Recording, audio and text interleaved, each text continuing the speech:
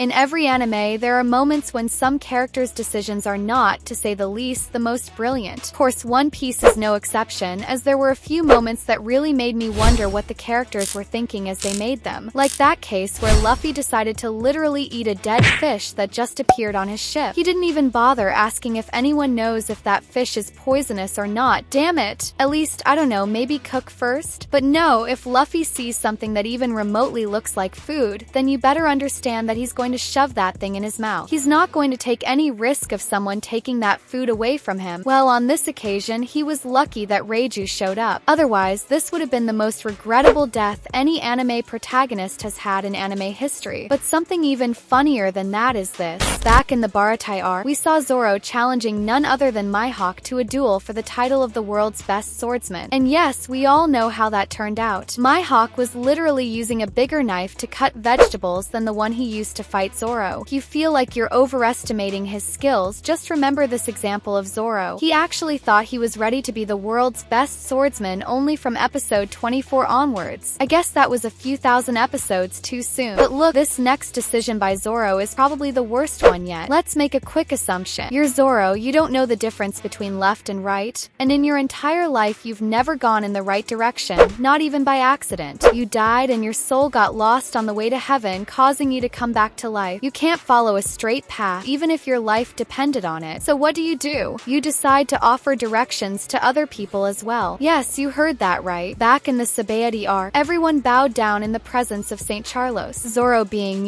Zoro, didn't even bother, and so St. Charlo looked at him in disbelief. Well, Zoro's reaction was to say, quote, "Do you want directions or something?" Yeah, he was out of his mind apparently. But wait, because there's more. Okay, Zoro has no sense of direction. That much is clear now. Can someone tell me what Luffy was thinking in this case? Back in the Fishman Island arc, when Luffy wasn't sure where the ship was, he asked none other than Zoro for directions. Luckily, Sanji was with them, and as soon as Zoro gave an answer, Sanji made them go the exact opposite way. This is actually a cheat code if you ask me. You ask Zoro where he thinks One Piece is, and no matter what he says, you go the opposite way. One Piece is found within a day. End of story. Wait, was it a bad decision by the Straw Hats not to do exactly that? Does this deserve a separate spot on our list? While it is true that Zoro has become a meme for his sense of direction, or rather lack thereof, another thing that many One Piece fans have noticed about him is his suspicious selection of opponents, where almost all of them share one common trait. We won't go into detail about that, so if you know, you know. Well, the world government created the best opponent for Zoro to strengthen. What do I mean by that? Well, they cloned Mihawk, who as we know is Zoro's sworn enemy and the target he must overcome. That wasn't enough, they designed Pacifista Mihawk in a way that Zoro would give 110% of his strength. So yeah, not the best choice for the world government. Next, let's talk about the one choice that really made me kind of mad while watching. Let's imagine that you're Ace for a moment. An entire war has been started simply because you've been captured. Many of your allies risked their lives to save you. They were seriously injured, some even killed in the process. But in the end, after long efforts, they managed to free you. But as you rush to escape, a random donut maker makes fun of your adoptive father. So instead of ignoring him, you try to protect his honor. And what happens in the end? You end up turning into a donut. I'm sorry, Luffy, but it is what it is. Your brother turned into a donut, and he's the one to blame for it. But since we mentioned the Marineford War, you know what other character really stressed me out? Quad. That's because he decided to attack his captain and, in a way, adoptive father simply because the Marines were shouting some random nonsense at him. He stabbed Whitebeard in the stomach. Luckily, Whitebeard was the definition of strength, so that didn't stop him in the slightest from continuing the fight. That was pretty crazy, right? How about that time when the Marines were honestly pretty stupid? You see, right after the time skip, Luffy returned to the Subboat Archipelago, where he encountered some Marines. Upon meeting Luffy, their response was, among other words, "We came prepared to fight the Straw Hat Pirates." Wanna guess what they did? They went ahead and shot Luffy with regular bullets, which as we know, don't work on him due to his rubber body. Yeah, that's what I call coming prepared. Another Marine whose decision-making wasn't, well, certainly the smartest is Garp. That's because he gave his grandchildren to be raised by a bunch of mountain thieves and criminals. Yes, he came and watched them from time to time, but you can't leave your children to be raised by these people and then wonder how two of them became pirates and the other joined the Revolutionary Army. Did he really expect his grandchildren to become Marines like that? Since we mentioned the return to Sabaody after the time skip earlier, let's mention another idiotic decision that occurred during this time. time. Due to the absence of the original Straw Hats, some frauds decided to imitate them and try to take their place. Well, all I'm going to say is, did they really think no one would notice the difference? That's crazy. Crazy, right? But not as crazy as Chopper's reaction to seeing them. Imagine being with your crew for so long and not recognizing that these people aren't the real Straw Hats. Please explain to me how this lady even remotely resembles Nico Robin, or this lady next to Nami, or even this guy like Luffy. And to top it all off, Chopper can recognize the Straw Hats based on their smell, so him not realizing that these aren't the original Straw Hats is definitely a pretty bizarre moment. Now, when it comes to characters getting what they deserve, there are a few instances like this. You see, Bellamy was joking around and challenging Luffy to a fight in order to simply show off. He annoyed Luffy until he got it. Well, it only took one hit for Bellamy to reconsider and realize that this decision was certainly not the best one. And listen, I agree that Bellamy got what he deserved, but a moment that was even more fitting than this was this instance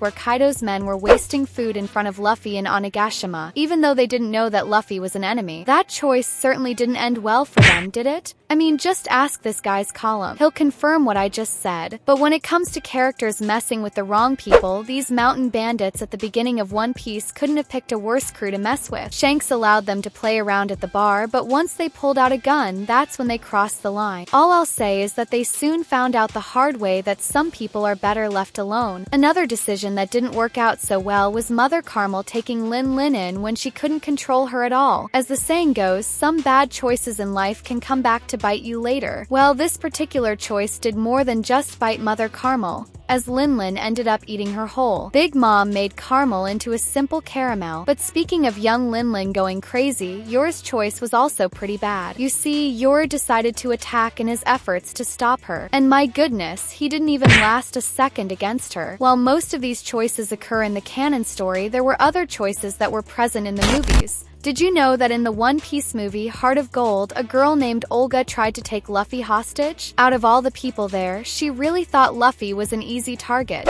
At least to her, Luffy wasn't in the mood to fight, and so she even gave him food to eat afterwards. But speaking of children, well, Ultai's decision to attack Tama in front of Nami and Big Mom certainly wasn't the best. Nami wanted all of Ultai after that, but even if Nami didn't take care of Ultai, you can be sure that Big Mom was about to finish him off at the time. Next, let's talk about Oden's decision to reject Roger's help in solving the Kaido problem in Wano. See, Oden saw that something was wrong in the country, and although Raleigh and Roger offered to help, Oden turned down the offer in his efforts to solve the problem as peacefully as possible. Well, what ended up happening is that thousands of people died, even more who were enslaved, his wife was killed, his daughter was forced to become an Oiran, his father was killed, people starved, and the amount of suffering the country went through was honestly beyond measure. Yes, I understand that he tried to do what he thought was best for his country, but if he had just accepted Roger's help, he could have easily defeated Kaido and his men without anyone dying in the process. But wait, because even if Oden made this mistake, you can be sure that he wasn't the only one. That's because he had the chance to attack Kaido and Orochi while they were weak and take back his country. Instead, he believed the lies and decided to move on. We know that he was once again doing his best to resolve the situation as peacefully as possible. But in the end, this gave Kaido the time he needed to gather his army, grow stronger, and eventually make it nearly impossible for Oden to defeat him. Next, let's talk about Blackbeard. Hey, I know Whitebeard had no way of knowing that Blackbeard would betray them, but after taking him in as a child, this ended up being the most destructive move he ever made. That's because Blackbeard killed Thatch to steal the Yomi Yomi no Mi. He was the one responsible for Ace's execution, and in a way, the entire Marineford War happened because of him. This, as we know, was also the reason why the Whitebeard pirates were completely disbanded. Since we mentioned Blackbeard killing Thatch, Ace's choice to go after Blackbeard alone to get revenge on Thatch was just as stupid as him going back to fight Akainu. Guess he never learns, does he? You see, even though everyone advised him not to fight Blackbeard alone, Ace didn't listen. He ended up losing. And that's also how the Marineford War came about. The next decision was epic, but also highly destructive. So I actually want to ask you if you think Luffy made the right choice here or not. The Celestial Dragons are the highest form of authority and power in the entire world. Everything they say is in order to everyone else. They can literally destroy an entire country simply by giving the order, but Luffy being Luffy, he doesn't care about any of that. Hence he punched St. Charles in the face after he shot Hashira. on. I'm not going to lie, you can be sure I enjoyed that punch as much as possible. It was a fitting reaction for Luffy's character and a great way to teach St. Charles a lesson. But the result of it was a destructive call that almost caused the entire Straw Hat crew to be annihilated. If it weren't for Kuma, that's definitely what would have happened. So was this a smart or stupid move in your opinion? But speaking of decisions that are certainly neither good nor bad, I think this one deserves the top spot. The Straw Hats made Zoro the cruise navigator, then they would either find Bikini Bottom and die within a week, or find One Piece within a week. There's no in-between option here. So that's it guys, thanks for watching this video so far. Don't forget to like and subscribe and I'll wait for you in the next video. Bye.